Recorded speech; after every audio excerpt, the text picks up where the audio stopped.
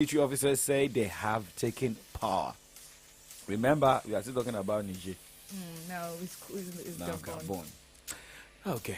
Well, we keep updating you. This is where you get the latest concerning everything, information. But hey, this is the first half of AM Update, and we start with Kickoff Sports Show. We look at updates from the US Open. We look at what is happening at the FIBA World Cup.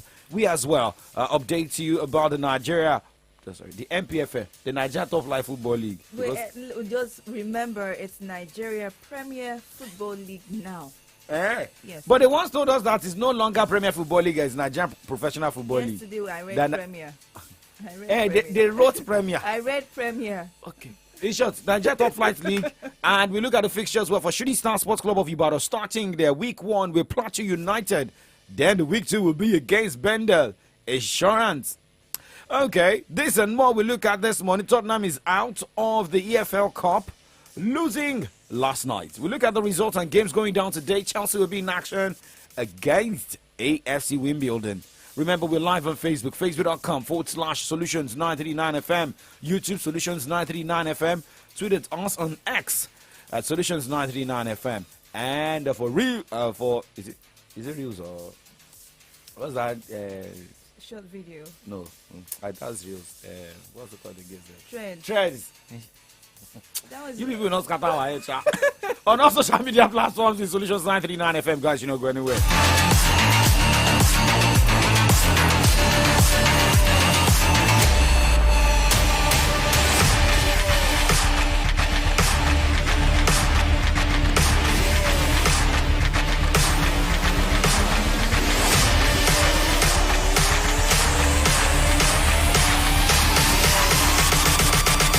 Can never go wrong with Oladapo Kunubi right beside you in the studio. Let's talk tennis this morning. Defending champions Carlo Alcaraz made it through to the second round of the US Open after his opponent retired with an injury while Venus Williams crashed out of the first order. Well, Alcaraz was handed an easy passage when Dominic Koffler retired with the Spaniard leading 6-2, 3-2. And the German rolled his ankle at a grams, including ankle minutes, into the mat before taking a medical timeout to have his ankle taped.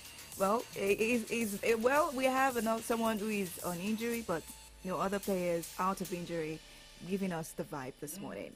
And well, I also believe that College Alfred, we're on the same page for who's going to get to the final and lift the US Open title. That is our Carlo Alcaraz.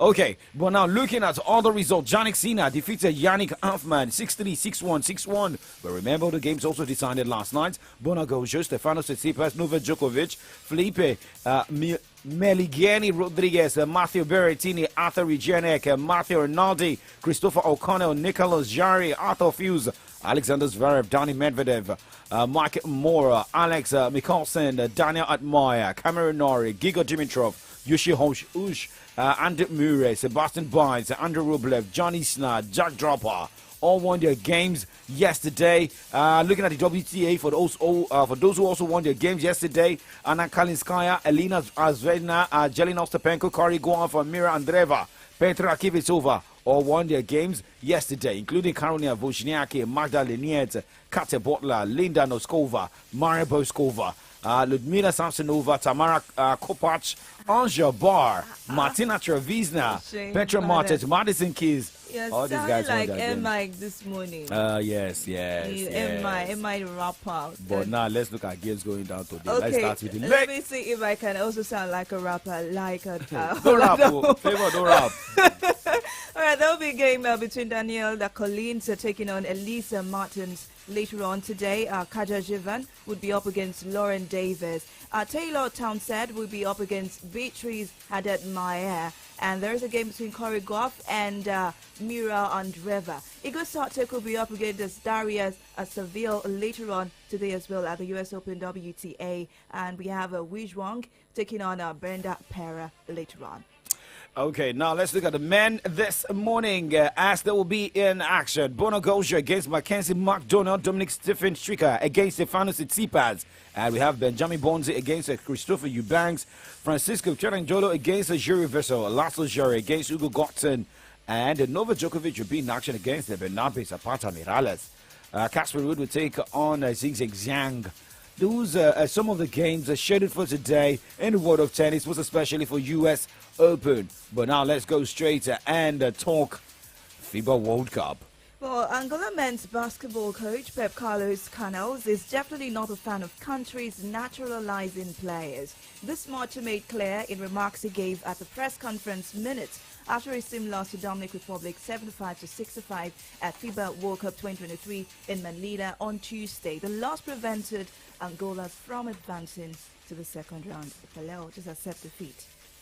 Okay, now looking at results of games decided yesterday at the FIBA World Cup. Angola lost 67-75 points against Dominican Republic. Philippines lost 83-90 points against Italy in Group A. In Group D, Montenegro lost 71-91 points against Lithuania as Egypt bashed Mexico 100-72 points. In Group E, Germany defeated Finland 101-75 points as Australia defeated Japan 109-89 points. You can never beat that. In Group H, let's go results coming from that end. All right, Lebanon lost to France 79-85 points, while Latvia actually lost to Canada 75-101 points. That's how it went at the Group H in the FIBA World Cup. Okay, now let's quickly look at games going down today at the World Cup. In Group B, South Sudan will be up against Serbia. China taking on Puerto Rico by 1 o'clock. But South Sudan's game versus Serbia will be by 9 o'clock. That should be the next less than 54 minutes, right? Okay, now looking at Group C this morning. Well, USA will be up against Jordan, while New Zealand will take on Greece. Well, 9:40 is the game for USA and Jordan, and that's going to be 1:40 for Greece and New Zealand. Georgia will be up against Venezuela, while Slovenia will take on Cape Verde later on today. 9 o'clock, Georgia, Venezuela, and 12:30, Slovenia and Cape Verde. Okay, now moving away from basketball this morning, let's talk football, and we start from the home scene.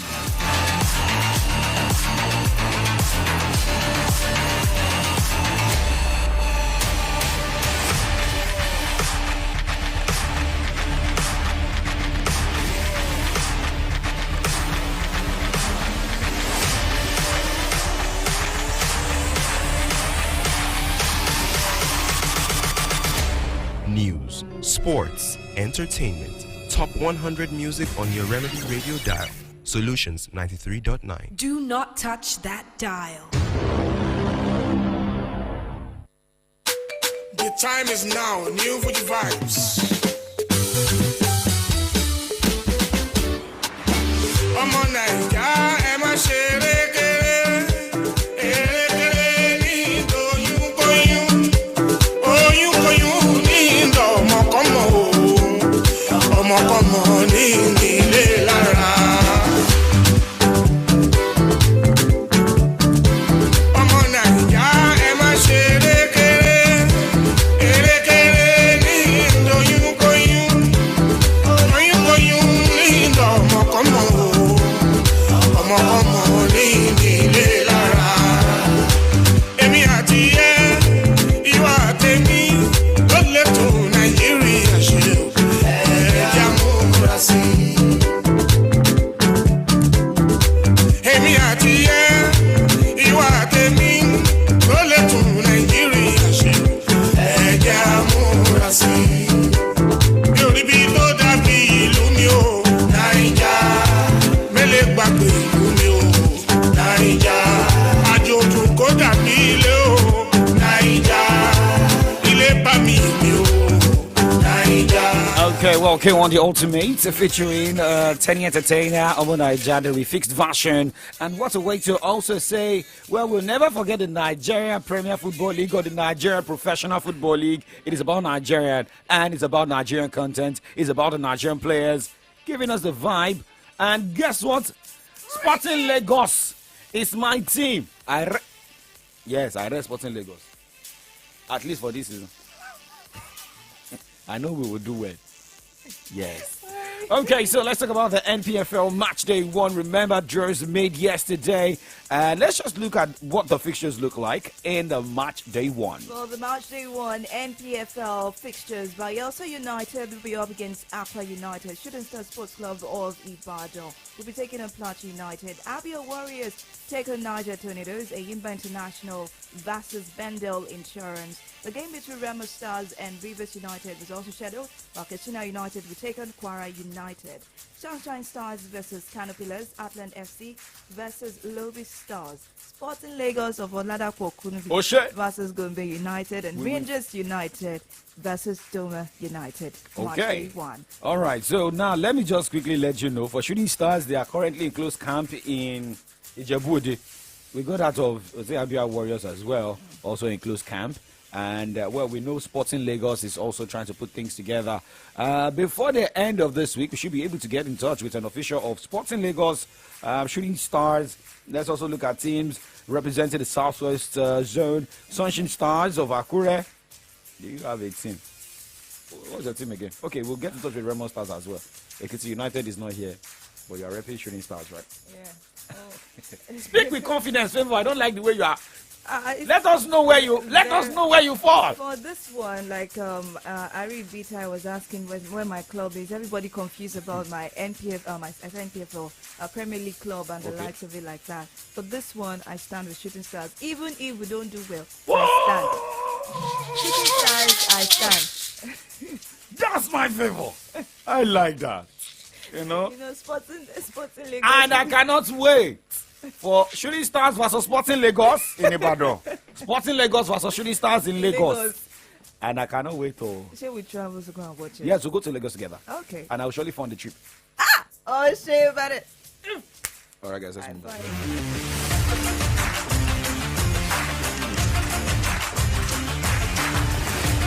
Okay, moving away from Nigeria this morning, let us talk Mexico in preparation of their game in September. Mexico announced the 24-man roster on Tuesday that will take part in the US-based friendlies against Australia on September 9 in Dallas and Uzbekistan 3 days later in Atlanta.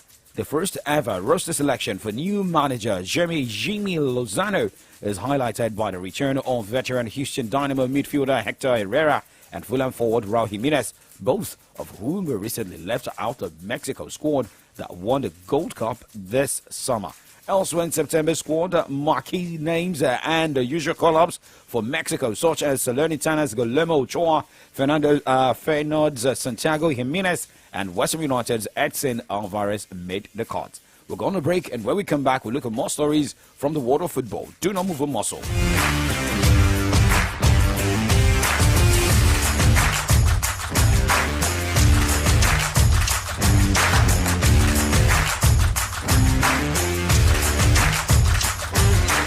Omo, our eye don't see way for this cash palava. As conductor dey shout. As you enter, so enter with your change. Market women go dey holla. I beg, this one don't tell, no fit collect now. Supermarket people go dey tell you say. Okay, we no get change. I beg, use and take sweet now. When you consider better yama roasted fish wey don dey hungry you since nko. I no carry my wallet come out too. See, life not suppose hard like this, so now make all of us for Nigeria they pay for everything with Momo.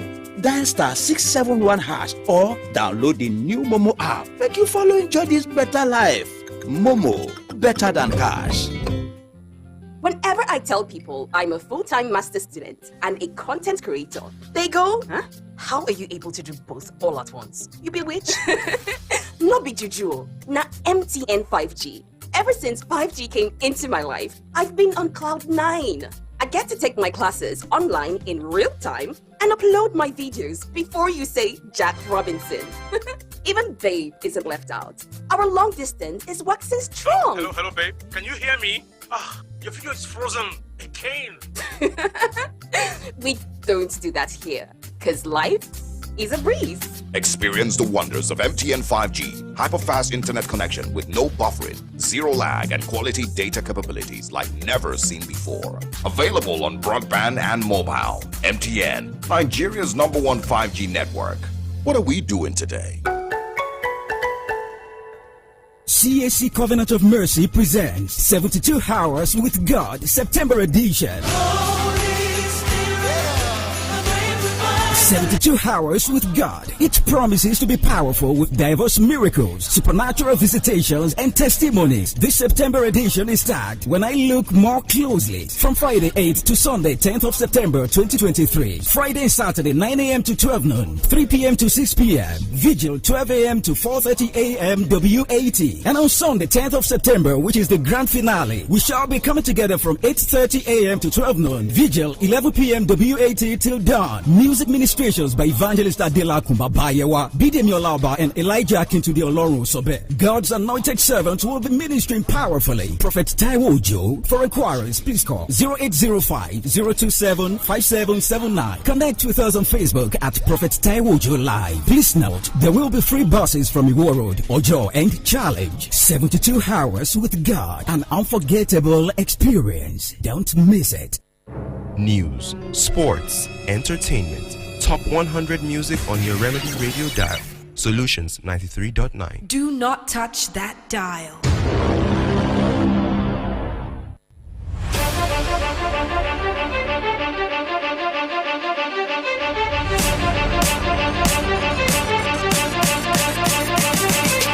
Welcome back to the Kickoff Sports Show on Solutions 939 FM here in the city of Ibadan. My name is Oladapo Kunubi, aka Young Striker Man, the Young Striker 9, the man behind Shooting Stars, Sporting Lagos. Favors behind Shooting Stars. Favor Lawrence Ola is here, flashing our orange color with green color.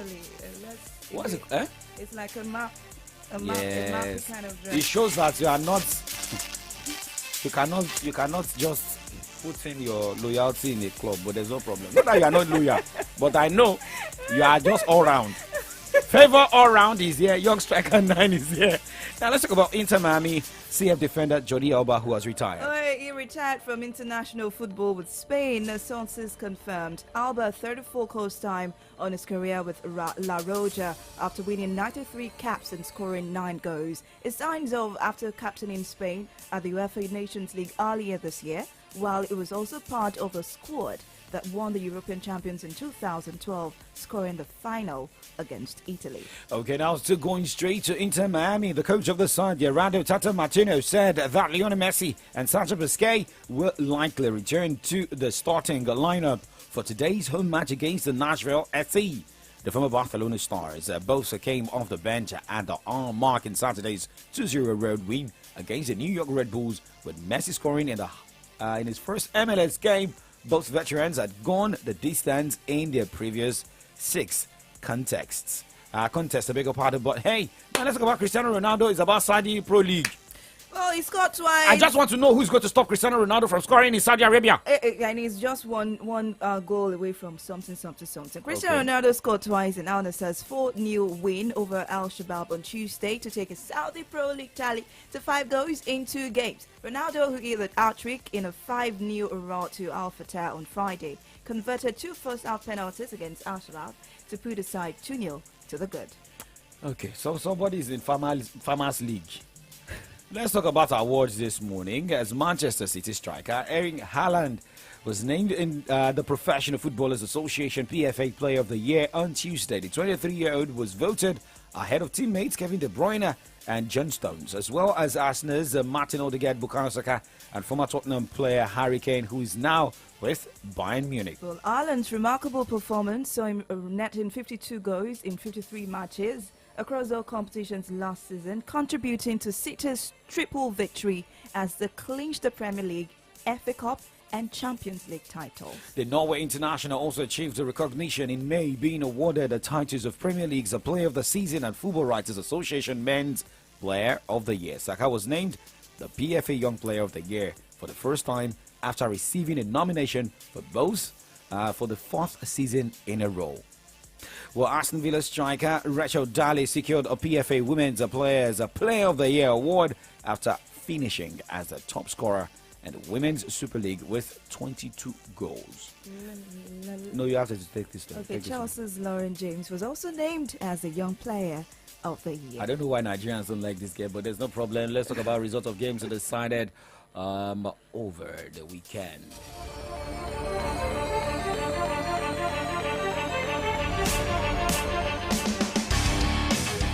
Goals, 3 red cards and 3 home wins were recorded in the week 3 of the English Premier League games decided over the weekend. In some of the games, Chelsea recorded their first win of the season following a 3-0 victory over newly promoted Luton at the Stamford Bridge. Tottenham Hotspur are enjoying life after Hurricanes' exit with a 2-0 win over Bournemouth, while Taiwo Awoniyi's early goal ended on a disappointing note as his Nottingham Forest lost 3-2 to Manchester United at the Old Trafford. Everton at the Goodison Park lost 0-1 against Wolves. Crystal Palace and Brentford played out a 1-1 draw, while Arsenal stumbled to 2-2 draw against 10-man Fulham at the Emirates Stadium. West Ham United halted Brighton's green run of form with a 3-1 win at the Amex Stadium. Defending champions Manchester City defeated Sheffield United 2-1 thanks to Rodri's late strike. What champions do. Just when you thought they might be passing 2 points away, they keep on going. Walker atones for his error and Rodri gets the winner. And Nunes inspired 10-man Liverpool to 2-1 triumph over Newcastle United.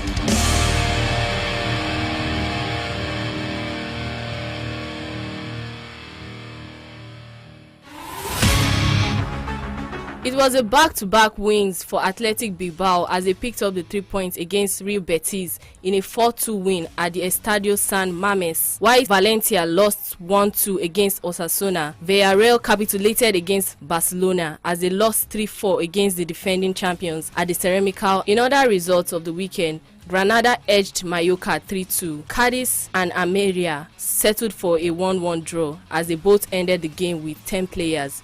Jude Bellingham was the messiah for Real Madrid as the former champions defeated Celta Vigo by a lone goal. The header, it's helped on and past the keeper. And who else was it going to be? Jude Bellingham, 3 games in a Real Madrid shirt. And he scored in each and every one of them. It's his 4th goal of the campaign. While Las Palmas and Real Sociedad shared the spoils in a goalless encounter.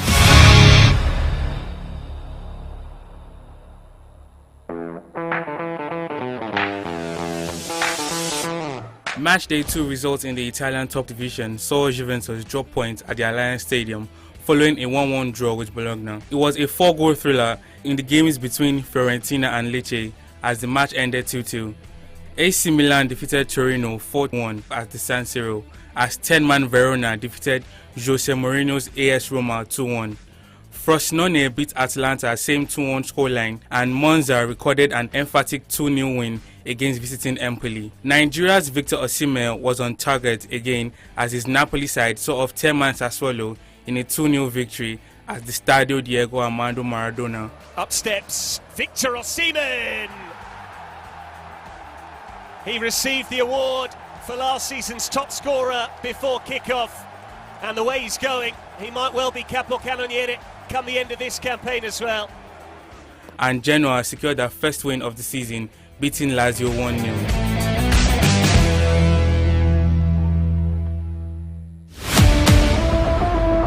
In the week 2 results of games decided over the weekend, Hurricanes scored a brace in Bayern Munich's 3-1 win over Augsburg.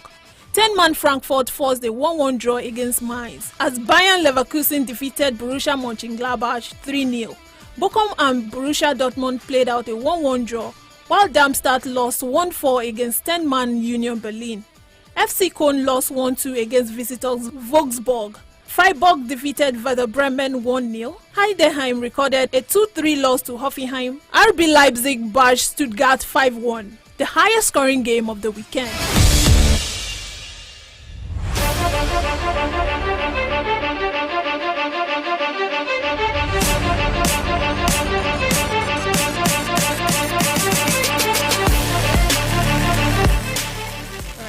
From the results of games played over the league, let's talk about the transfer stories and other. No, let's just talk about SOJ's Liverpool. And my defender in the Premier League fantasy, Virgil van Dijk, who was red carded, and I performed woefully. Everybody that has Virgil van Dijk, we're just really super Don't let me talk about it. Yes, we were disappointed. There's no problem. Yes. Someone was like, back-to-back red cards for Liverpool. Yes. But now there's the update about Virgil van Dijk. He's been charged with improper conduct and could see his 1-game suspension extended following his red card against Newcastle on Sunday. Okay, that's the update. Yes, about him. I will go and sell. I'm doing buying and selling right now, but there's no problem. Now let's go straight and talk transfer stories as we wrap up the show. Updates coming this morning is from Woos. Well, teenage forward Gonzalez is undergoing Woos medical, and he's 18 years. He has played predominantly as a left winger and is set to sign from the top flight side, Liberated Ostica. Okay, now moving away from that, and let us also look at for Tottenham Hotspur. Despite their loss yesterday, update has it that the club could miss out on prolific Porto striker Mehdi Taremi as AC Milan close in on a late summer deal. Remember, Tottenham is yet to replace Harry Kane, who left for German Bundesliga side Bayern. Well, Romelu Lukaku is in Rome ahead of his move to Roma on loan from Chelsea. It's like this guy loves the water in Italy. Okay, Man City are weighing up McAtee, Palmer futures, and they are due to make decisions on James McAtee, get that right, and Cole Palmer on Wednesday, as both are attracting interest from several clubs. Okay. And, well, what we're also looking at here, Arsenal have rebuffed an initial approach from Chelsea for Emily Smith-Rowe. Chelsea manager Mauricio Pochettino is said to want to add an attacker to his ranks before Friday's transfer deadline. More we need to get as we should be seeing some shocking moves. But let's talk about Manchester United and Marc Cucurella. Well, Manchester United have made an approach for Chelsea left-back Marc Cucurella, and they're interested in signing the Spaniard on loan as cover for Luke Shaw and Tyrell Malaysia, who could both be sidelined until November because of injury. Okay, so one man is thinking of retiring. That is Eden Hazard. Well, maybe the reason I have to retire from the show. I'll be back tomorrow morning. Well, it's actually very interesting because 2 weeks we've been doing this together, and finally my partner in crime is back. My partner in crime is back. My brother, welcome back. When he comes in, and then I will ask him how it actually went for him. Oladapo Kunobi, it's been nice and a pleasure doing this with you. Yes, also love that. Okay, so guys, by 9:30, Ade Tiger will be joining us live in the studio. What is Ade Tiger doing in the city of Ibadan? We don't know. We don't know. He's gonna tell us. But we'll let you know. Do not go anywhere. AM Update is still live.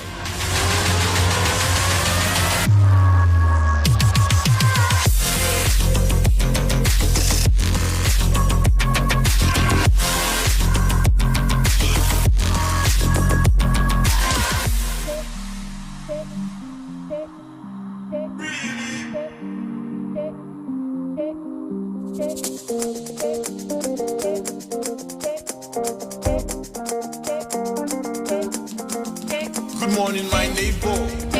How are you doing? Are you feeling okay? Good morning, my neighbor. How are you doing? Are you feeling okay?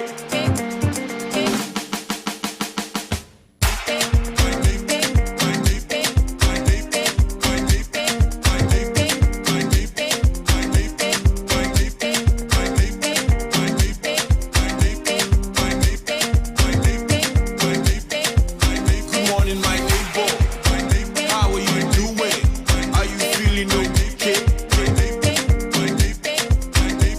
my neighbor. How are you doing?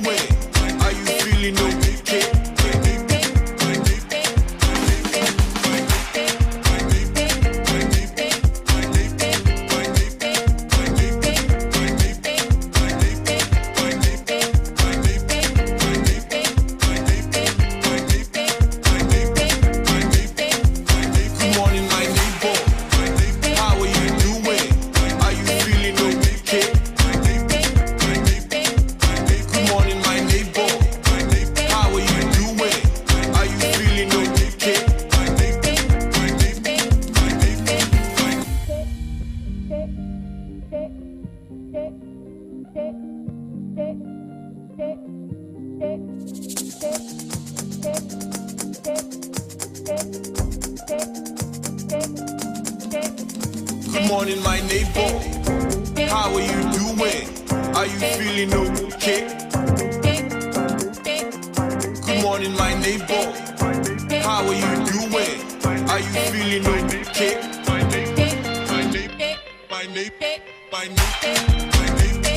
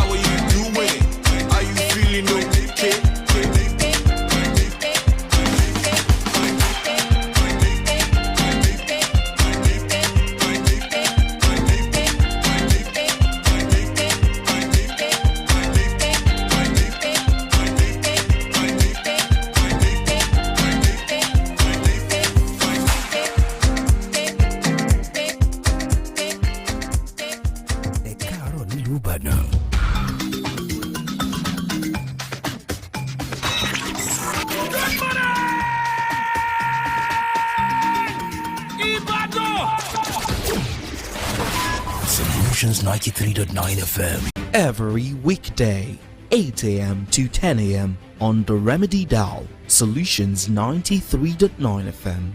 Welcome to From the Dailies with Favor, Dapo, Laffy, and Victory. Let's talk about the state of the nation. Your voice matters.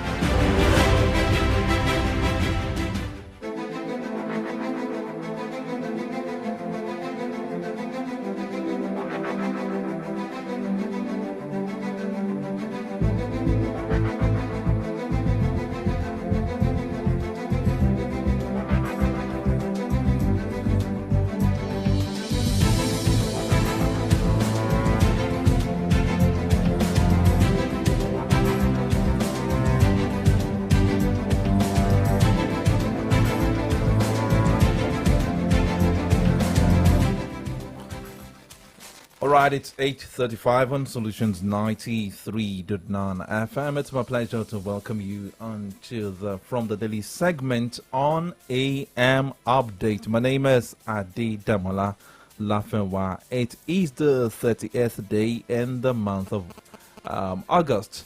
And it happens to be a Wednesday. It's a day I like because, like I always say, I came to this world on a Wednesday, so I'm always excited every Wednesday like this. Favor, good morning. It feels to be back with you on the program. It's been a while. You and I did this together. Yes, like I said, my partner in crime is back, and we're ready to, ready to make sure that this morning is going to be, fantastic for you. Most definitely. How is it? You ready to, roll? Keep the ball rolling? Definitely. Okay. Definitely. My name is Favor Olorintola. Today's package is loaded. We've got, different segments, different guests for you today. We'll take you through your state. We have our analyst, and of course, the entertainment segment will also be part of today's show. We'll also take you through the major headlines on our newspapers, from different newspapers in Nigeria: The Punch, The Nation, The Vanguard, The Nigerian Tribune, and others, as well as you being a part of the program. Remember, we're live on Facebook right now at Solutions 939 FM. To everyone that's dropped the comment so far, thank you very much. We'll acknowledge you later on. Also, you can tweet at us at X, the traffic update, how it is at your area, Instagram, Threads, everywhere. And later on, also, we'll open the phone lines for you to be a part of the program. My name is Favor Olorintola. Welcome once again.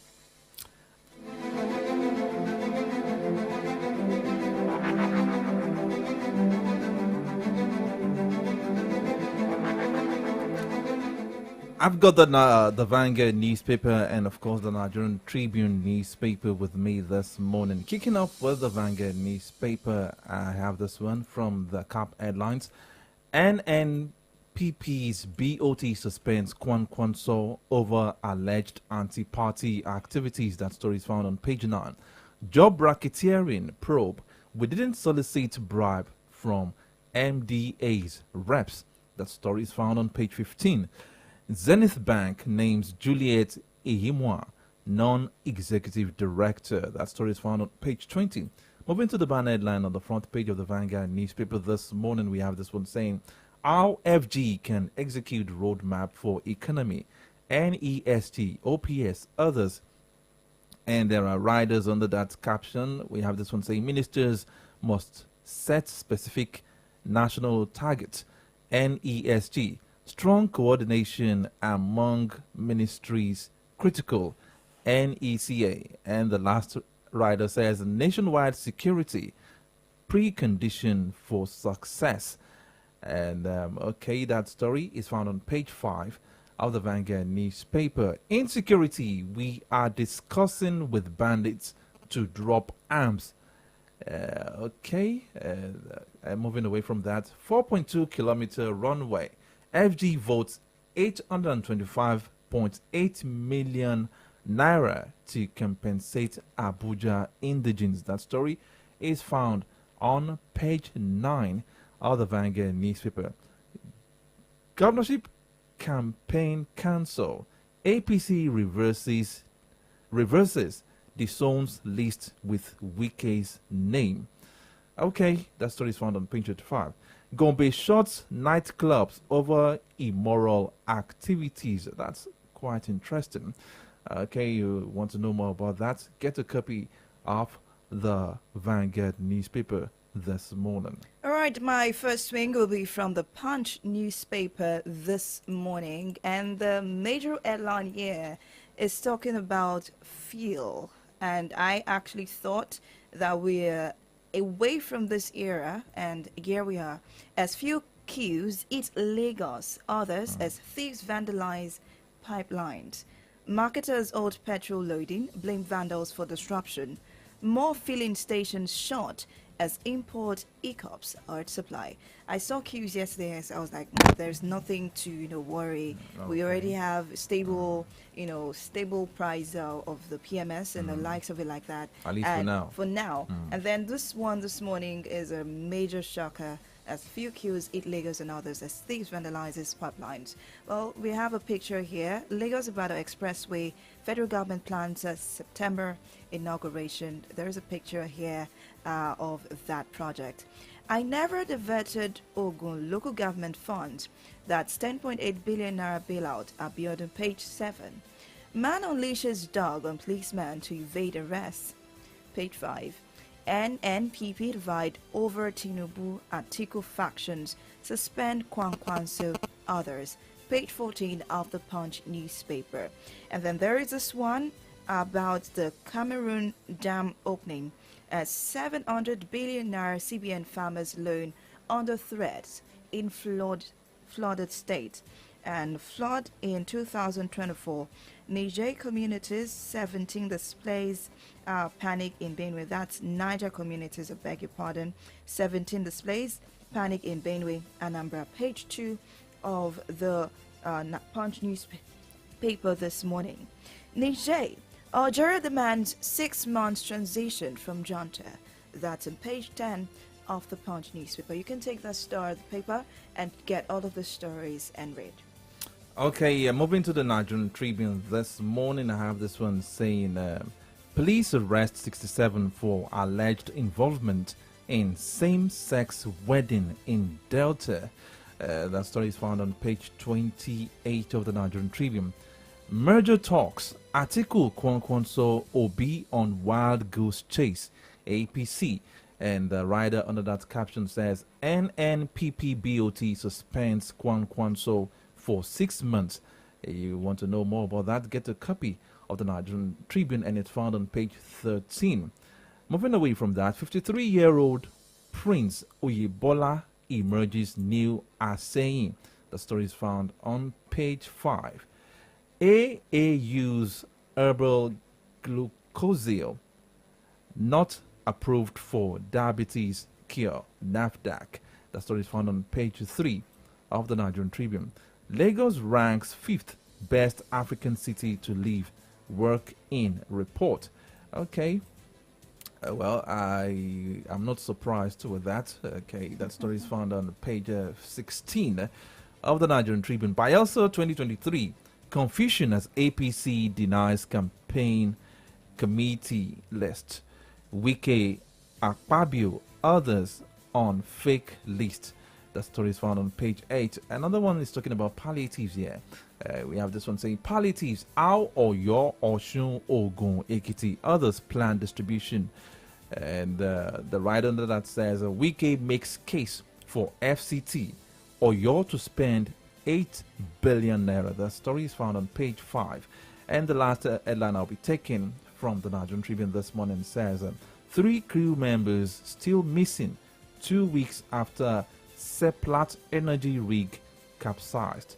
That story is found on page 16 of the Nigerian Tribune this Wednesday morning. Well, from the Nation newspaper, there is this story. Okay.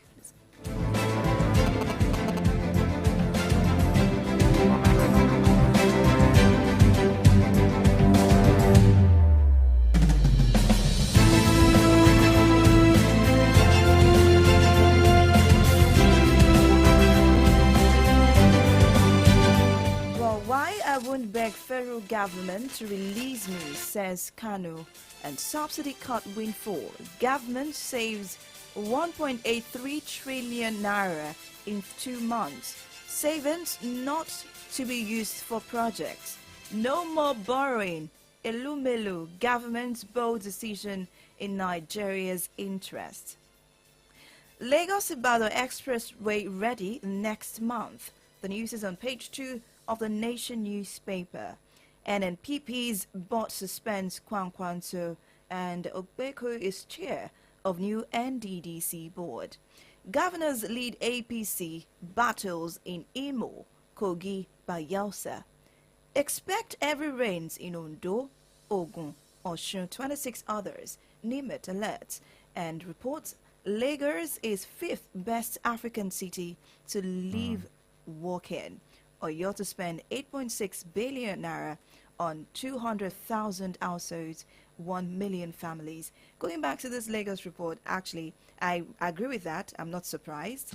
I was speaking with my grandma yesterday, and she was like, we were talking about the prices of, tomato, pepper, and the like. She was like, in Ekiti, over there, what I called 200 naira was 100 naira. And she was like, and then I told her that it's even better here, that she should go to Lagos, go to Port Harcourt, go to Abuja. Those people living over there, I don't know how they do it, but I feel like they are in a different world outside Nigeria. Most definitely. Because we're talking about the cost of living there, generally in those places you mentioned, are quite higher than as we experience it here in Oyo State. Okay, in a jiffy we shall be speaking with the Chief Press Secretary to the Oyo State government, that is Mr. Sulaiman Olanrewaju. We read something from the Nigerian Tribune this morning talking about palliatives, and I'd like to take that headline again. Palliatives are Oyo, Osun, Ogun, Ekiti. Others plan distribution of these palliatives, and this morning there will be a flagging of ceremony for the distribution of palliatives to cushion the effect of the subsidy removal on petroleum, on petrol by the federal government. So we'll be speaking with the Chief Press Secretary to the state government, that is Mr. Sulaiman Olanrewaju. Will be sharing with us the modalities and the plans the state government has put in place in distributing these palliatives to the different zones that make up Oyo State. It's still AM Update on Solutions 93.9 FM. Please stay tuned. We'll be right back.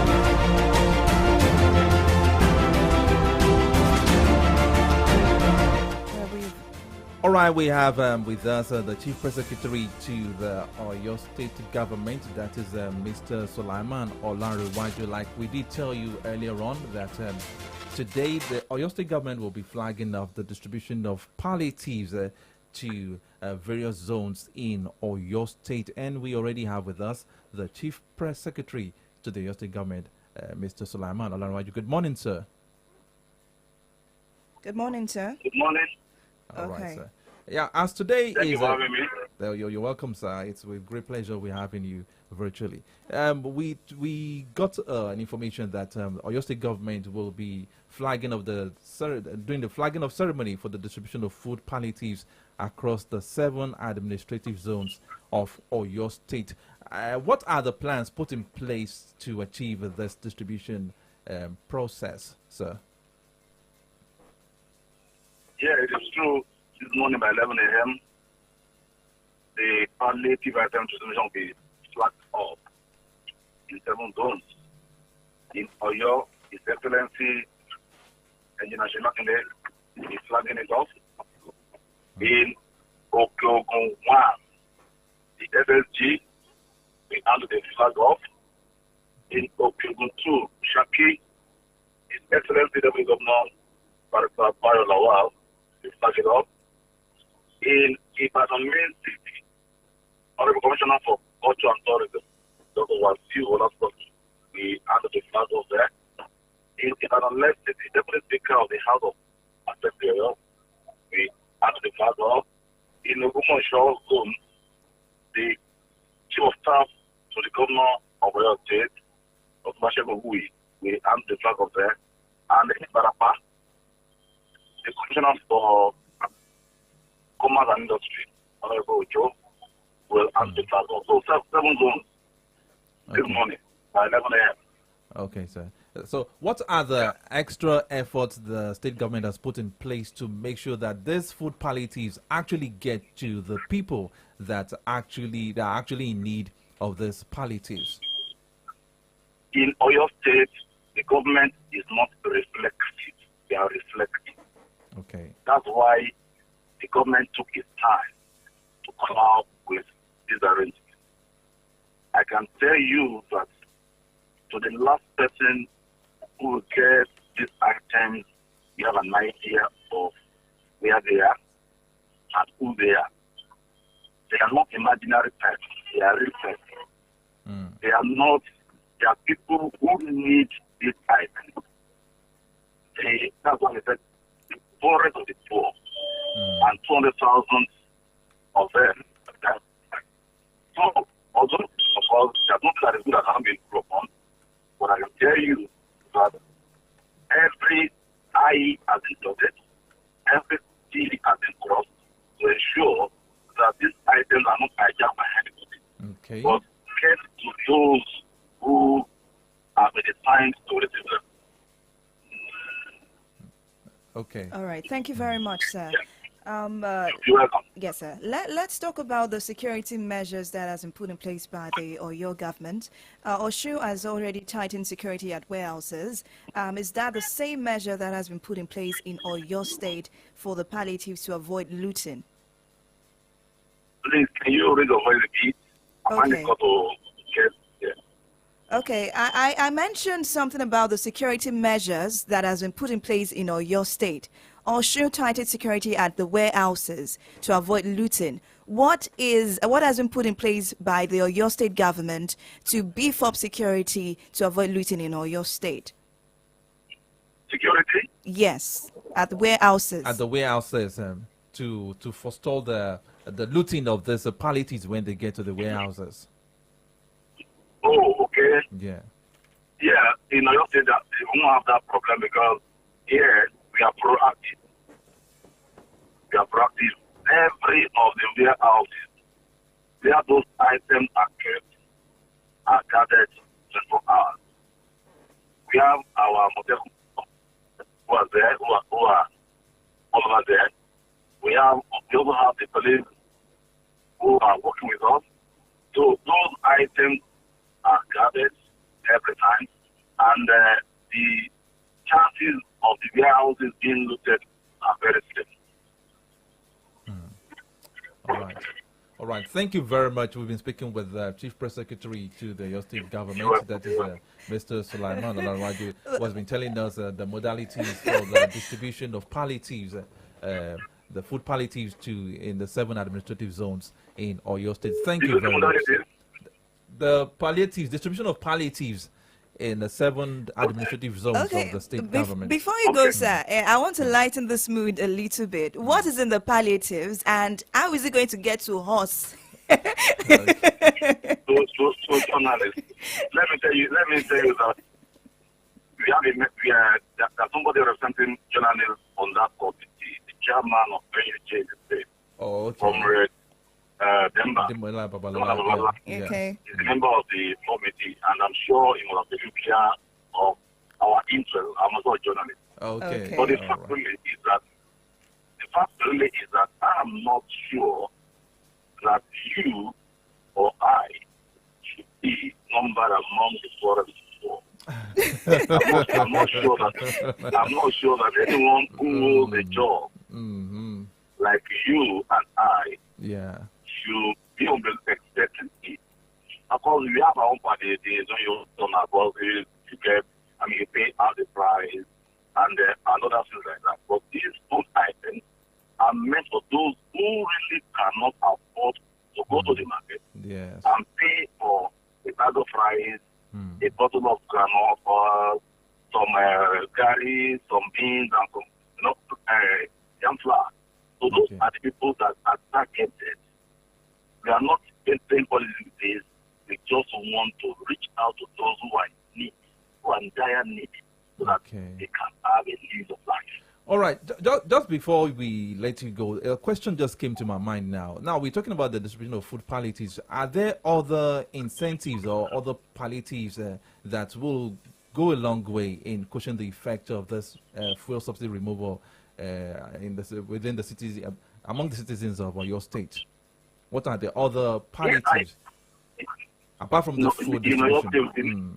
Yes, your state believes that the permanent solution to poverty is creation.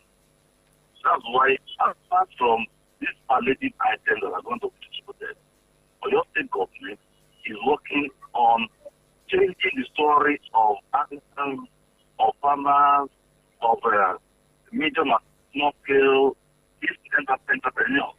Because of this, we are giving out, the government is giving out 1 billion naira to farmers. Okay. To help farmers. Okay. To help agripreneurs. That's on the one side. Then the government is also giving farming implements, seed assemblies rather, to assist farmers. And then entrepreneurs, 500,000, 500 million naira are set aside to help them. Now, if you look at it, let's say about 2,000 young entrepreneurs benefit from this. Imagine the effect of having new 2,000 wealth creators in the state. Imagine the kind of improvement that we will have in our state. Imagine the kind of wealth they will create.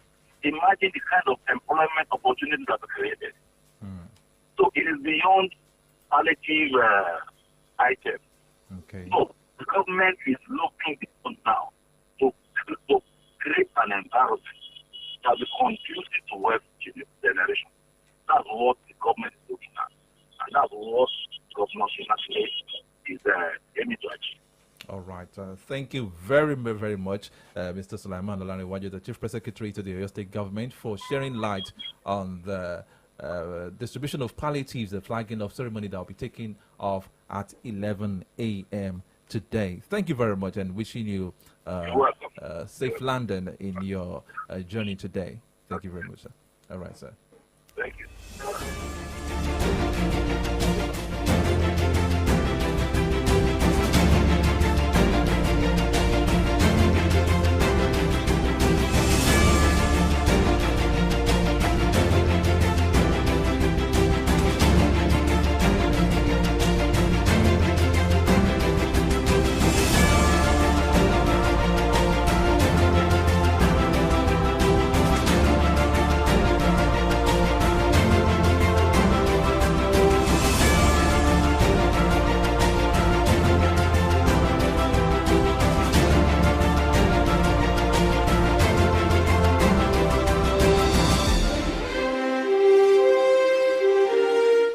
trace the spotlight on the different headlines of our national dailies. This government, apart from giving that minimum wage of 30,000, which was a 6% rise. We bring to you in-depth analysis on the major stories making the rounds. And the CSOs to INEC account for 400 billion naira spent on general elections. Interviews with political and government stakeholders. There was a big push on export. We consume a lot. We need to be an economy that an export engine, and we need to be a production. Every weekday, 8 a.m. to 10 a.m. on the Remedy Dial, Solutions 93.9 FM. Welcome to From the Dailies with Favor, Dapo, Laffy, and Victory. Let's talk about the state of the nation. Your voice matters.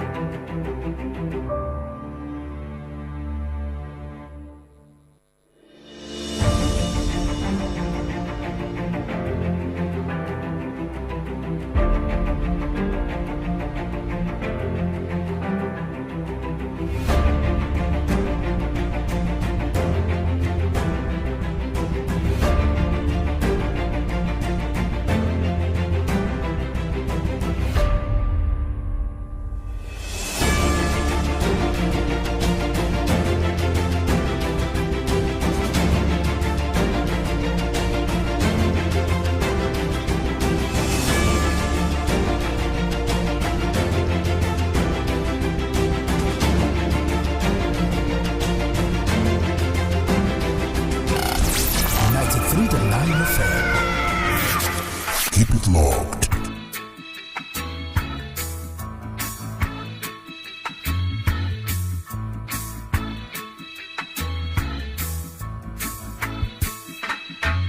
Don't worry about a thing. 'Cause every little thing gonna be alright. Singing, don't worry about a thing.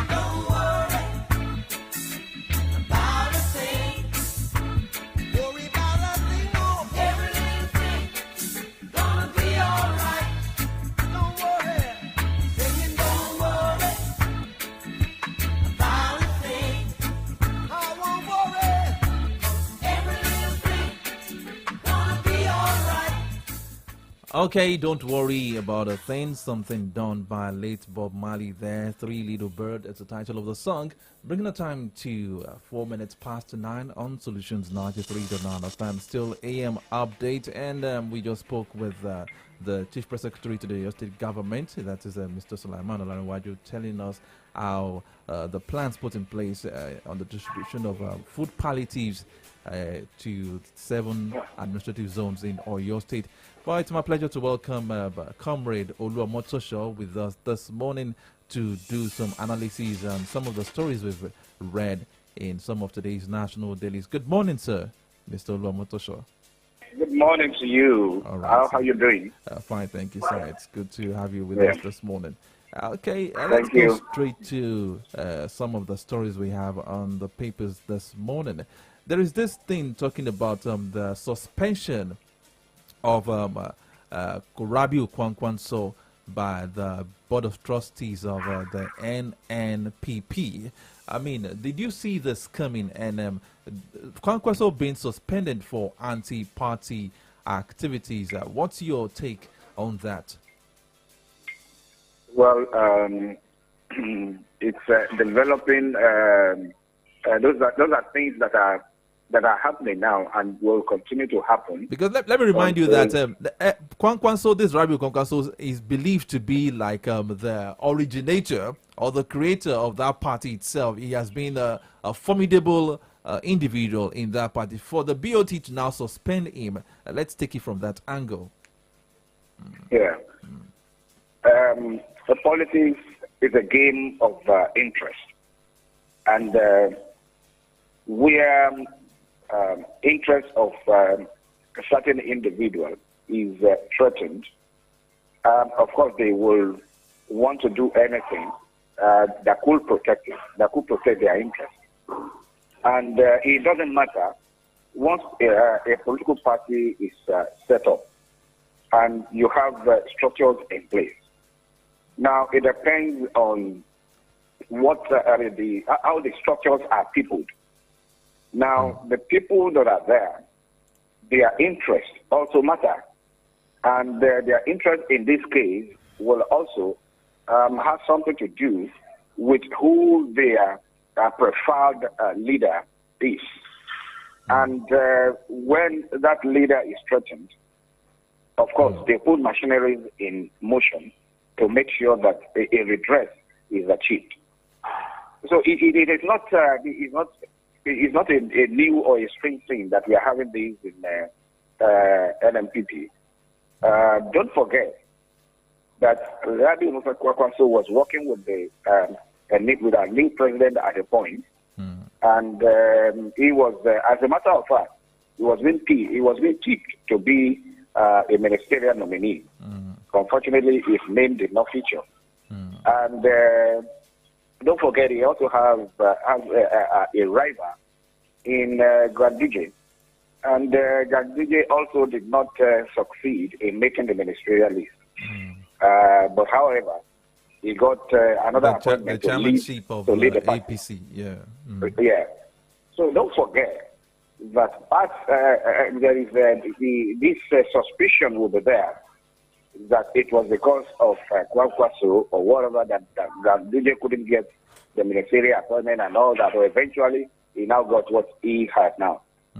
Now, when you are suspecting somebody as a threat to you or to your government or to your interests, a lot of things could be done. Don't forget that the political parties that we have in Nigeria today are not they are not independent. They are not operating in isolation. You have PDP members who are, who feign membership of APC. You have APC members who feign as members of other political parties too. And all of this, they're just spies there to understudy and then get information to know where they go. And that's the way it's been running. It's not just starting now. That's the way it is done. So probably don't forget that there is this move that NNPP, Labour Party, and the PDP, that there is this rumored or perceived idea that they are forming a kind of joint front now. Just hoping that there's going to be a rerun of election, that the three of them are going to work together. And whether you like it or not, that's a threat already to the ruling party. And so whatever they will do to make sure that to attain instability in NMPP, they will do. So now I am not saying that it is the handiwork of APC, but that's the way. That's what happened in our political palace, in our political space in Nigeria today. But comrade, look at what. Comrade, don't you feel that the suspension of Rabiu Kwankwanso from the NNPP could bring up a denting consequences on the prospect of the party itself, NNPP, in future elections? You are looking at future elections. You are not looking at this. Now, what is happening now, at the end of the day, if it is well managed, you will be surprised that a truce will be achieved, even among them in no time. They could resolve it among themselves. Now, we are talking about the future election. Whatever election we are talking about now, the closest election we are looking at now is the three gubernatorial elections that are coming. That's in Imo, Bayelsa, and Kogi, and that is in November. And we are still, we are just going out of August. So they still have ample time to do that. And don't forget also that group lawyer to Kwankwanso had also made a statement, and they had also said that they are suspended some people because those are the people that they feel are the arrowhead of the move to suspend their leader. So it is a normal thing, and it could be resolved in no time. Of course, they know that there are consequences. They know if Kwankwaso is eventually so. And one thing that I want us to know is that with Kwankwaso in NMP, the party will continue to thrive. But when Kwankwaso is sent out of that party, the party will feel the brunt. So they know, I mean, they are just playing some cards now, and in the days coming, we'll get clearer, information about what is actually playing out there. All right, sir. Okay, Comrade, good morning to you. Good morning, Favor. Okay, I want us to leave Nigeria a bit, but before we leave Nigeria, let's look at this story from the front page of the Punch newspaper this morning. Few queues hit Lagos, others as thieves vandalize pipelines. When I saw this story, I felt like I wasn't going to get something like this in the newspaper headlines again since subsidy was removed. And this is not about, the price and the hike or whatever. It's vandalism. Please, let's just talk about how vandalism can stop in Nigeria so that we can move forward, not taking a step forward and taking about 5 steps backward. Sorry, can you just reframe it a little bit? I didn't hear you clearly at some point. Can you hear me now? Yeah. Let's talk about vandalism in Nigeria, because the front page of the Punch newspaper, put it this way: few queues hit Lagos, others as thieves vandalize pipelines, and is affecting the circulation of PMS in Nigeria. How can this be stopped totally? Because getting the story every now and then is becoming a huge problem. Oh, okay. Vandalism in these terms, I will address it from 2 ends. The first end is we have governmental. We have vandalism that government itself is doing, and that of the people. Now, it's to stop, but vandalism can never be totally stopped, because it's something that had opened the eyes of the youth into an easy way. That's an easy way in quotes. An easy way to find a way out of poverty. Now, and if you look at it in context, you'll discover that it's not even easy at all. But they feel, okay, that's a shorter cut to get to that. Now, and because they are idle, because they are not getting what they expect to get from government, so they feel that's the way. They feel that's the way to go. So they are making it, they feel they could go through that way. And government needs for government to address and stop that. Now, those hands must be engaged. And in engaging them, of course, that will reduce the incentive that they get, that they feel they are getting there for them to go into it. Now, secondly, when they have done that, there had to be deterrent. Now, not the kind of deterrent we were having before. Now, bring them to book, and then after that, make sure that they are reoriented, and then send them back into the labor market. Give them jobs, let them be engaged. Then, secondly, government itself is doing the same thing. Now, sometimes I wonder why we are so wasteful. Just a few days ago, the NAF, we had this report that the Nigerian Air Force destroyed some illegal refineries and the oil and things like that. Now, that in itself is vandalism, because there was a time that proposals were made to government, and government bought into it and decided to say, okay, let's go the modular refinery way. Now, if you have discovered that some people are doing this thing illegally, now, why not approach, rather than destroying it, why not approach them, get them, bring them close together, know how to do it, and then come up with an arrangement where government will take it over, and then monitor them and make sure that even this thing that they are doing, make sure that it meets the standard, and then turn it into the market. But rather than doing that, now just went there and dropped bombs on them. Look at the vessels that were arrested, stealing our crude. Rather than arrest them, take the crude back and all that, the crude and the vessels were destroyed.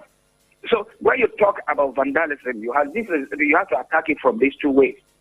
From those, being perpetrated by the youth, and those being perpetrated by government itself. Okay. All right. Thank you very much for that answer. Let's move away from Nigeria and go to Gabon. Now, on Saturday, I was on the news and I realized that Ali Bongo's family have been in power for 56 years in Gabon.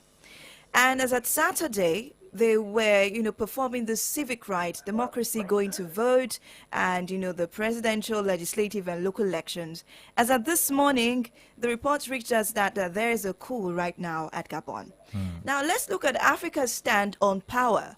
Less than a week ago, we had this crisis, or we've been having this crisis with ECOWAS, Niger, the coup military junta, and now is Gabon. What is going on with Africa? What's the fate of Africa? I think Africa is not standing anymore. Well, it's interesting that all of these are happening. But one major cause of instability in government in Africa is this mentality that when a government or a president gets there, he have this feeling of being a monarch. And we are not practicing monarchy. Here, it is a monarchy that is inheritable. That when the father is gone, he puts his son or a relative there. Now, if we are practicing democracy is a government that that should respect the ethnicity within the society that is practicing it. And for a family to have been in power for over 50 years, that is 50 meaningful years of a nation. Now, and for him not to even have a thought of saying, look, let's get out of this. Let's move out of this stereotype system of accession and then look for, a more competent hands from another sector, from another section of the country. I don't think I see that something that it looks like a cost. Now, and it's an African thing. And for crying out loud, if you are there, you have ruled this country for more than 10 years. 10 years. Even though that 10 years is excessive, but you have ruled for more than 10 years. Why can't you sit back and say, look, I think I have done the best I could. Now, let's bring another person in. Now, for as long as we will not start thinking this way, there will always continue to be instability. That's the same thing that happened to Mobutu Sese Seko. Now, look at the icon of Africa, Mandela. Now, he spent the most, the better part of his life in prison, in jail, fighting for freedom for his people. He came out, he was made the president. He did beautifully well. They wanted him to go for a second term, and he said no. He said he's tired. He needs to go back home and rest. Now, that's an African man too. But if look at what happened. What happened in Niger also is the same thing, because they are saying, look, you've been there, you've done this, and you are thinking of extending your tenure. Even changing the constitution. You have to favor your next coming and all that. So all of these things must change. Now, whether Africa is really getting it, I think yes, Africa is coming up now. Because if you look at the trend, if you look at the narratives now, it's such that Africans are more thinking and talking African now. Okay. Now, some of the instances we have gotten now, where military men took over, just like Mali, think of Niger, think of Chad, and all that. They are talking about indigenizing things. Our rule, making sure that our natural resources are managed by our people here. Now, look at the project that is ongoing now, the pipeline that is being worked upon now to duct our gas from Warri to UK, to Europe, and things like that. Now, if they need to do all of these things, yes, we have all these natural resources there. If you want our natural resources, no problem, because we have not gotten to the level where we know how to use these things. But come and establish the industries. What you want to produce, what you want to use these things for, come and do it on our soil here, so that we will have jobs for our people, and it will develop our nation. It will develop our continent. African continent is the richest continent in the world, and to say that African continent is the poorest now, it's an eyesore. So I think we are getting towards it. We are getting there. There is no way I will ever support a military rule. No. Because it is, the worst democratic government is still better than the most benevolent military rule. But then we need to get our thinking right. So that let's begin to think like people that are civil, that know the way, that know that things are not. It's not. You are not. When you continue to think about yourself as the only man that is wise. Now there are a lot of mistakes that you make, and people coming after you. You will be building psychopaths. That must change in Africa. Okay. Now, talking about changing our thinking in Africa, let's take the Niger issue as an example. Now, let's look at the stand of ECOWAS against the military junta in Niger.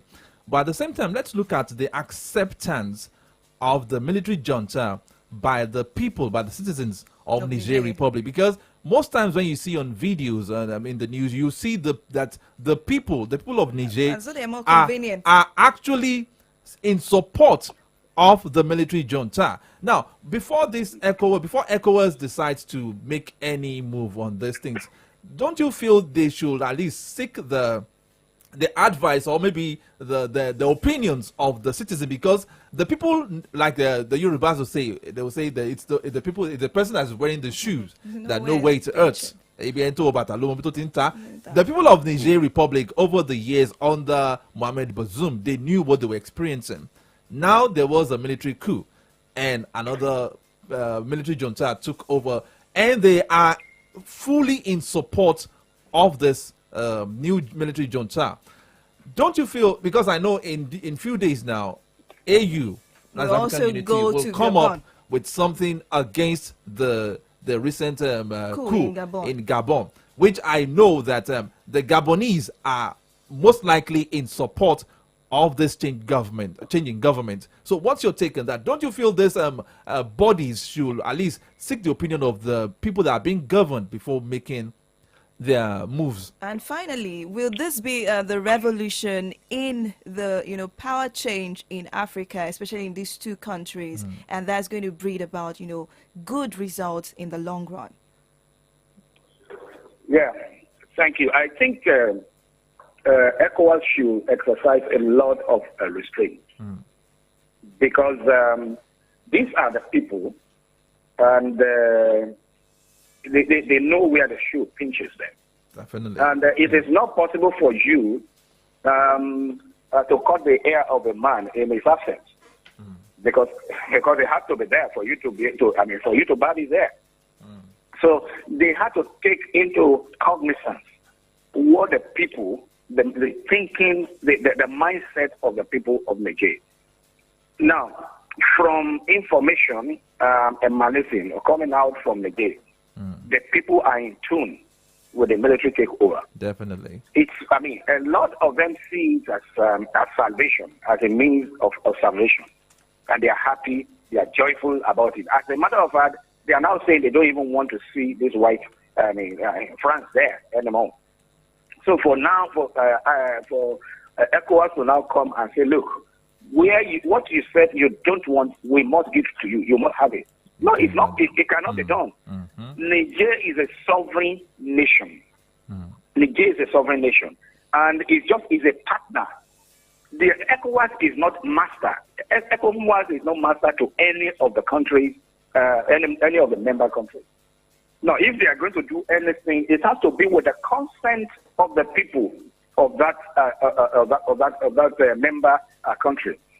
Now, if ECOWAS should try any kind of overrun of Niger, now it's going to lead to more devastating problems for Africa, and the trend will continue.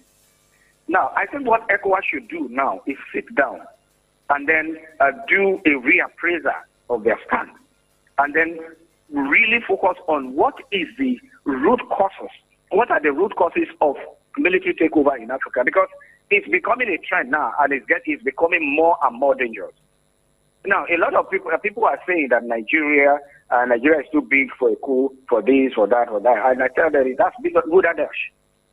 Because most of these countries that military are taking over now, you discover when you do a deep analysis, you'll discover that they are not doing it alone. They have superpowers that are backing them.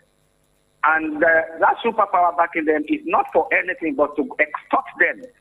Because when they get there, they will tell them, look, okay, if we are going to support you, you need to sign some papers. And then they will tell them, look, this thing and this thing must be done. Just the same thing we are having now.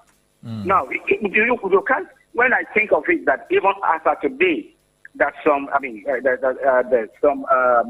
French colonies in Africa will have to deposit their reserves in the Central Bank of France, not in their own country. And when they want to take this money, France will give it to them as loan, and still charge them. Interest on it. Now, when you look at that, you want to say, okay, these military guys are doing the best, but then we cannot just let them loose like that, and then let them have their way all through, because it might get to their head sometimes. It will get to a point, it will get to their head, and then they will return to shenanigans too. But then, I think what ECOWAS needs to do is sit down and call this boy, and then bring experts from Africa. Let them sit down and see, how do we curb this trend?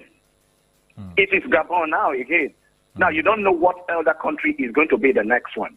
And when that continues like that, it will get to a point that when there is a coup in any nation in Africa, all of these countries that now have military rule will contribute forces to go and support their colleagues. Definitely. And before we get to know, Africa may be returning back to military rule. And really, that is not the way to go in this century.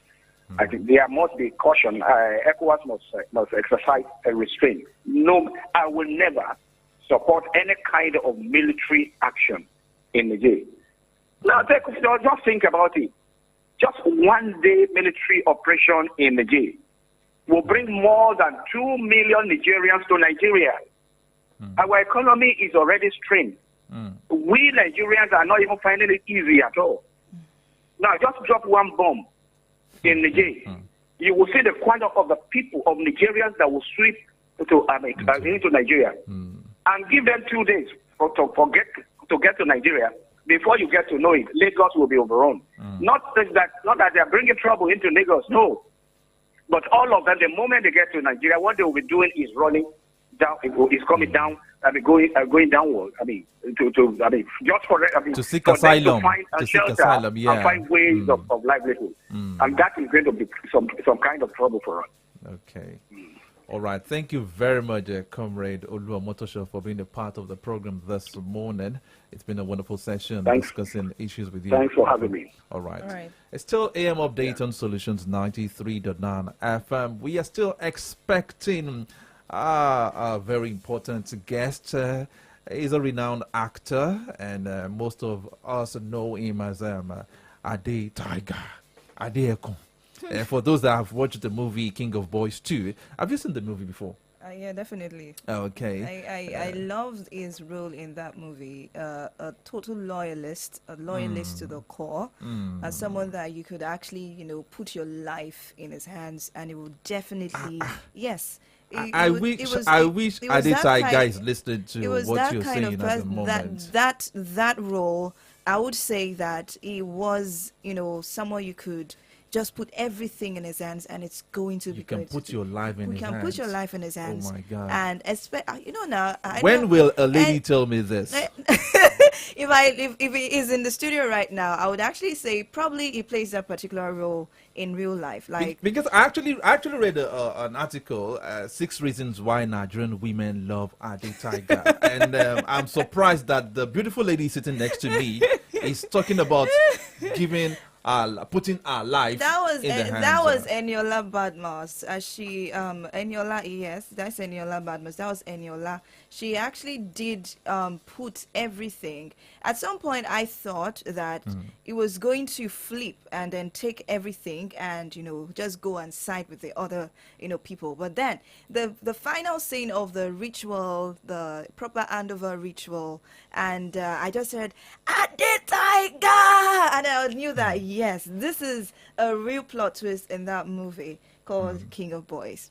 Okay, you've heard it. We are expecting Titi Kuti, that's his real name. Yes. AKA Ade Tiger. And I think when he comes here, he needs to tell me what are those things he does that is making ladies to want to put their life. Okay, that's Eniola Salami. I beg your pardon, not Eniola Badmus. Eniola Salami. Okay. That was played by Shola Shubawali in the movie. Yeah. So I would like to hear from him what he really did in the movie. He is a fine man. Yeah, he's a good-looking man, definitely. He's a fine man. The dreads itself speaks volumes. I have to go. We'll be back shortly. Okay.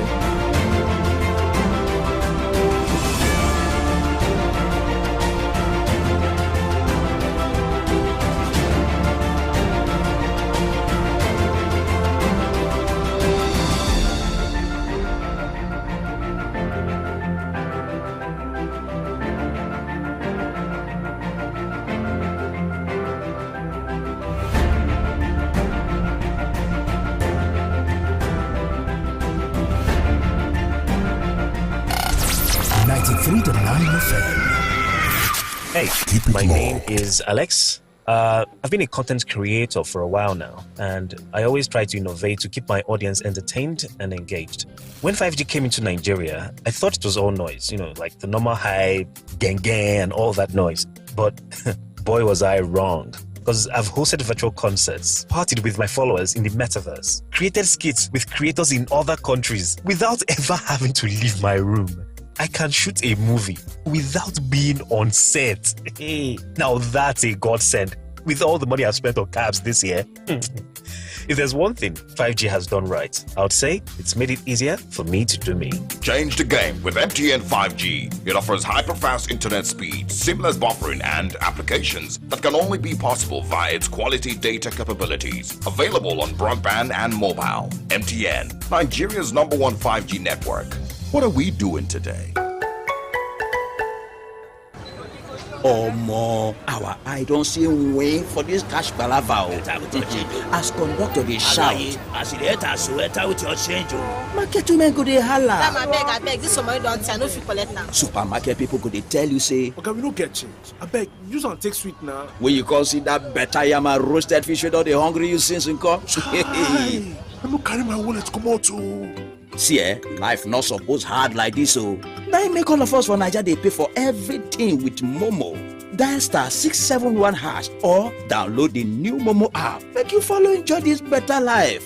Momo, better than cash. Ẹ káàárọ̀ nílùú Ìbàdàn.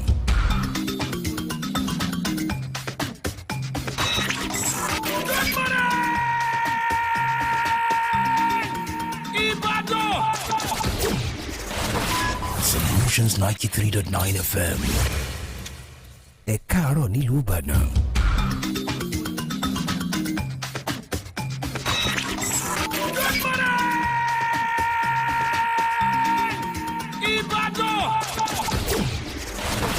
Solutions 93.9 FM.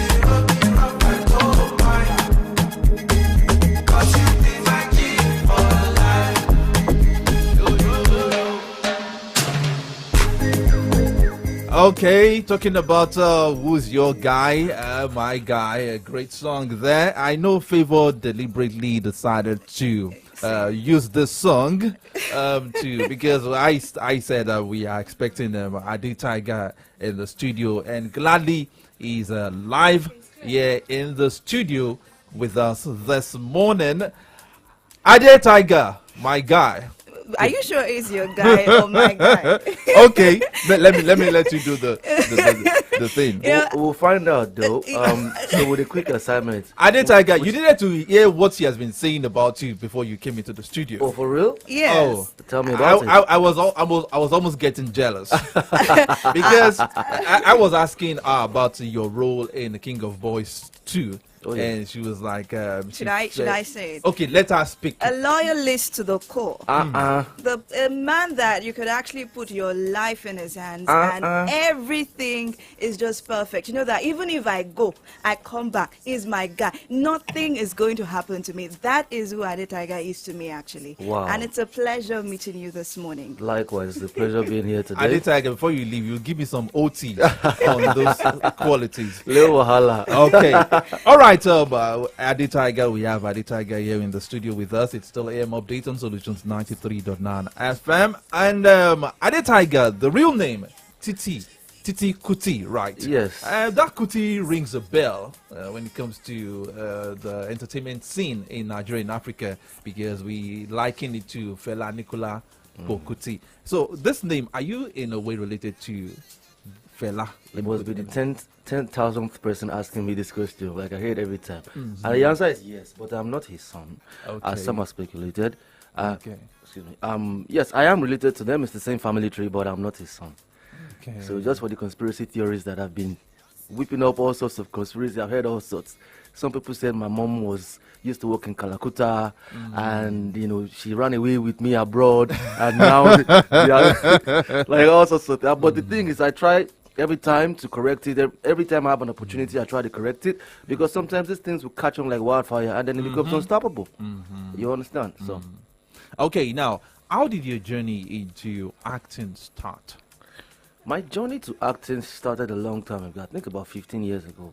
But what happened was I had a transitional period that I moved into production, because I think what happens most times is you have an actor that has a career, and is at the end of the career they start to do production. So I had the opportunity to learn the retirement plan somewhere in between. So I've off-screen as an actor for about 9-10 years straight. But it actually started a long time ago. I started as a model first. From modeling, I moved to TVCs. From TVCs, I started to work in the television station as a presenter, Nigeria back in the days. That's 09, 010, thereabout. Then from Nigeria, I got my first acting role with one of the first series in this side of the world that I really caught on. The name was Emerald. That was back then. So after Emerald, then Glow Nigeria Sings was the first reality format that came to Nigeria. Okay. And I got signed up as an associate producer on it. Okay. And that was how I drifted off screen completely. So I was on big format for about 4 or 5 years straight. I did Glow Nigeria Sings. I did Nigeria's Got Talent season 1 and 2. I did Idols, Nigerian Idols, not West Africa. I did Football Legends Nigeria. Techno on the stage. I did like 6 back-to-back. So for like 6 years, I was totally off screen. I was just behind the scene, learning production. And then I came back through Mnet as an associate producer again on the show. So one of those days, one of my actors started to misbehave, and tried to. And then I told the writer, the head writer was on set to rewrite the script, that I was going to take the scene, and they thought it was a joke.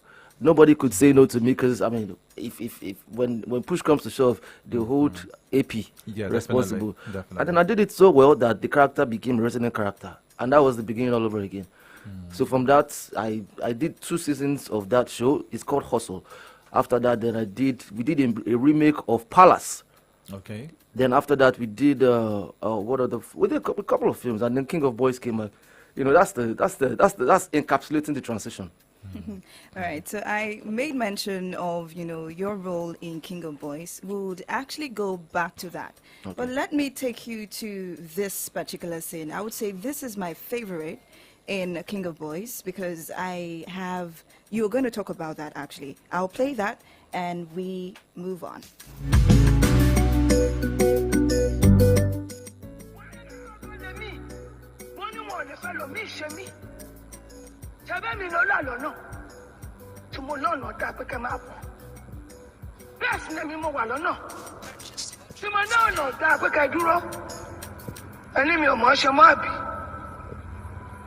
Ibi tó ní kí gbogbo má gbé bẹ̀ ló ń gbé.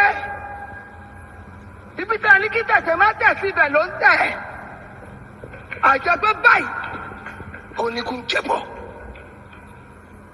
Àti fún àtẹ̀jọ̀, àtọ̀rọ̀ ọ̀rọ̀, ó dohun ìpanu. Ìyá. Ìtìjú láre o. Láti ìgbà tí àwọn ọmọ ẹ̀ ti kú. Ló ti yá dìgbò lúgí. Mo kìlọ̀ fún ẹ tó wọ ọmọkùnrin. Táìgà.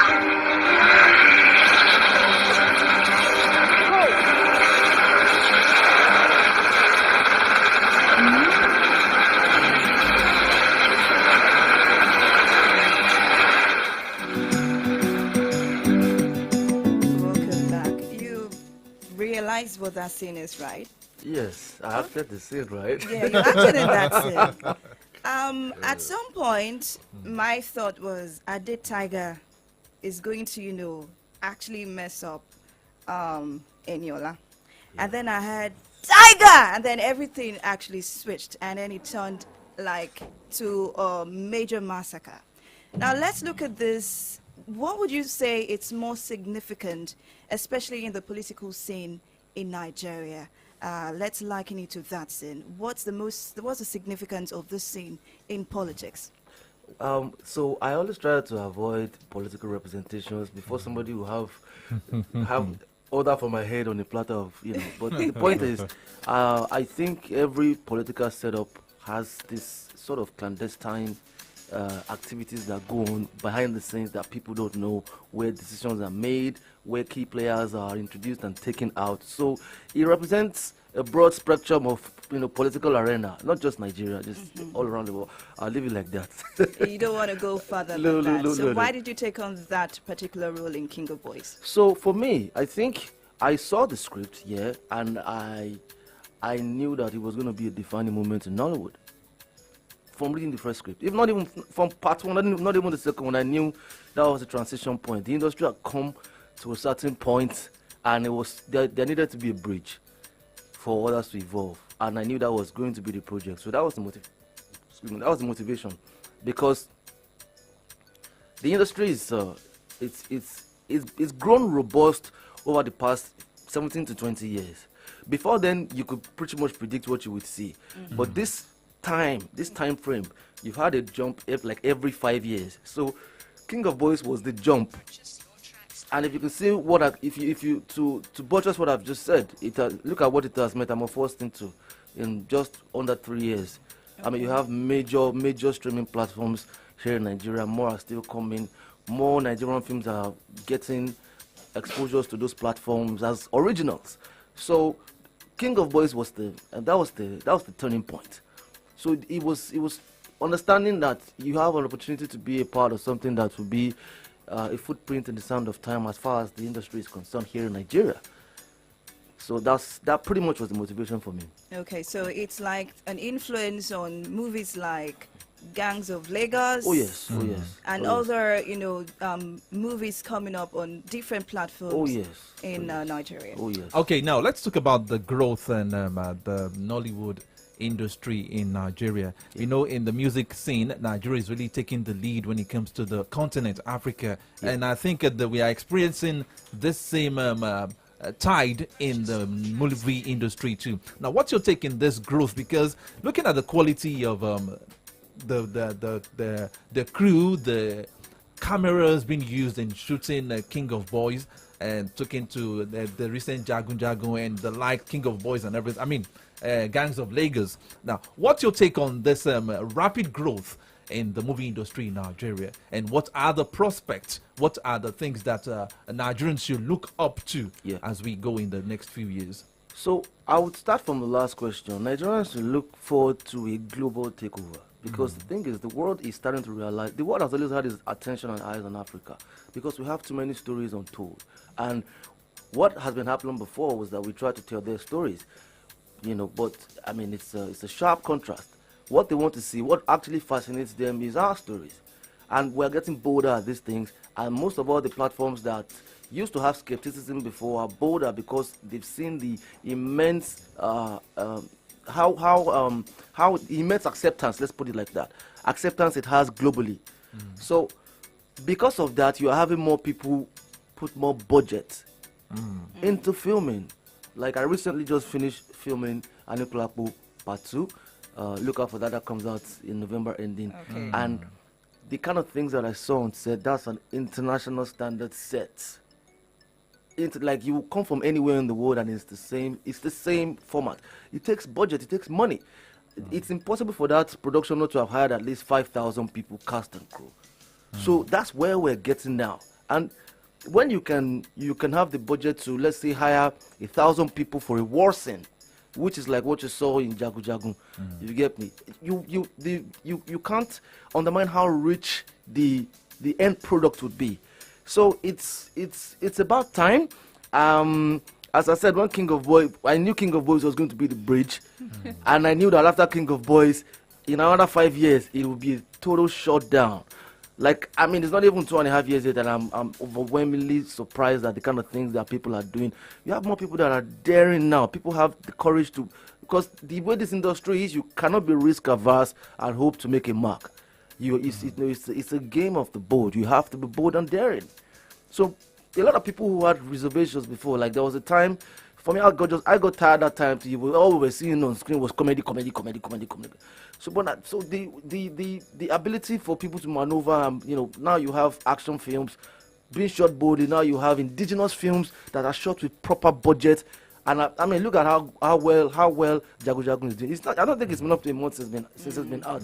And then now you have Ijogmo coming out from Kula, and then you have Anikulapo Part 2 coming out. And then you have King of Boys coming out afterwards again. Continuity. So when you have iron is sharpening iron across board, everybody knows what the new standard is, and nobody wants to fall below it. And that's how you have a robust economy in anything, in any industry or any sector. So the economy is getting more robust. We're not there yet, but sooner than you can think. Like, I am surprised, but I'm happy. I'm happy it's happening in my lifetime.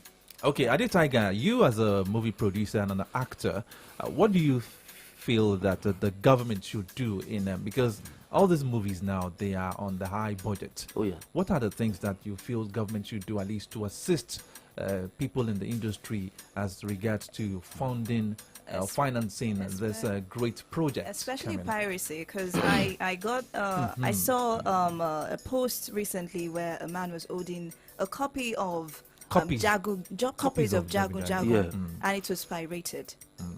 So I'll start with the later part of your question, which is piracy. I think piracy is a collective effort. It's not just the government alone. It boils down to you and I.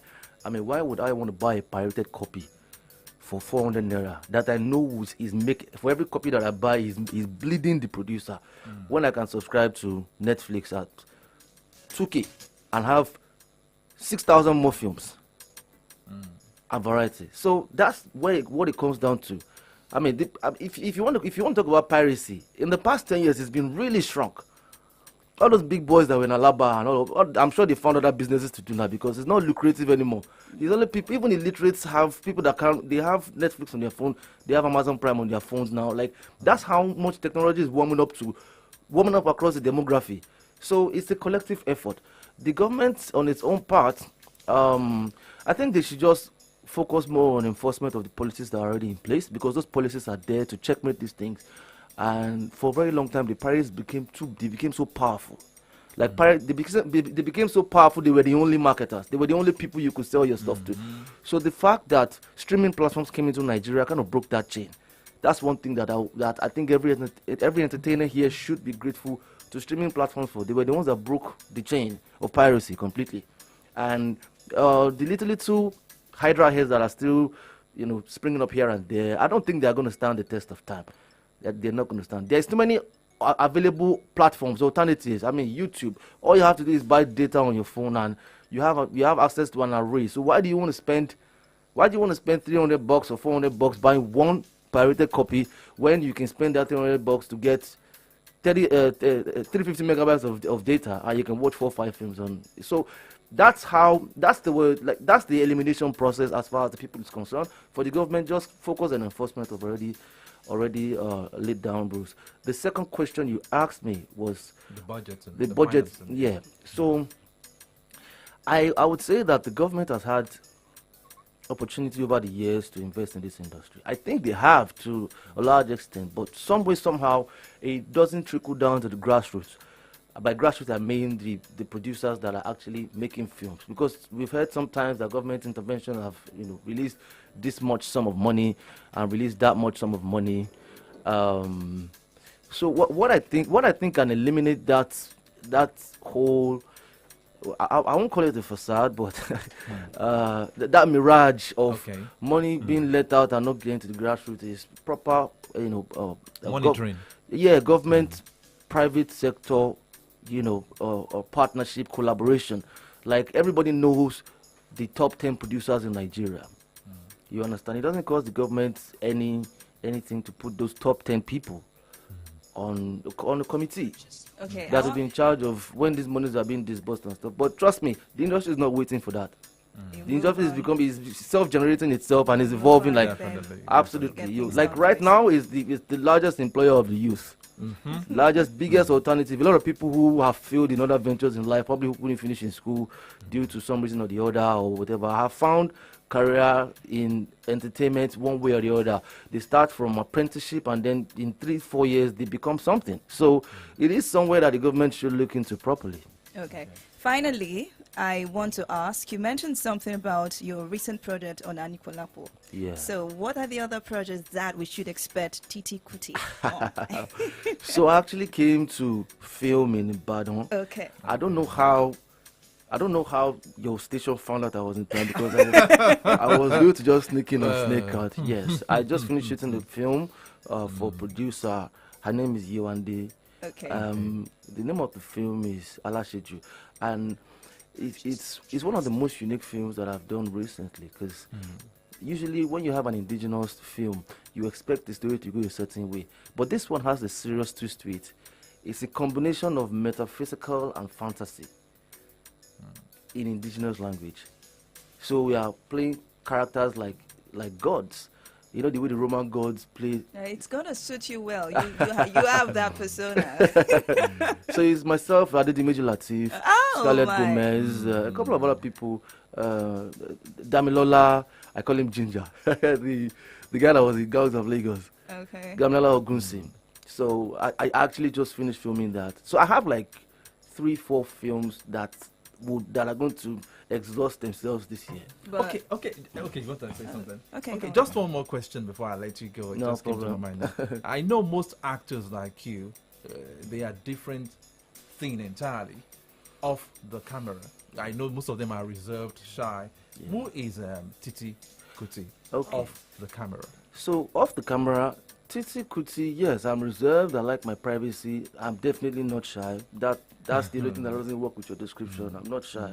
I'm very bold. I could be adventurous when I want to be, but I'm very private. I keep to myself a lot. I'm not an introvert. But what it is I have a right balance of introversion and extroversion. Like, if sometimes I can decide to keep to myself, and for weeks nobody sees me, I'm just by myself. Like, I find I'm comfortable with my own company, but at the same time, when I do step out, there's no difference. Like, I'm equally as social.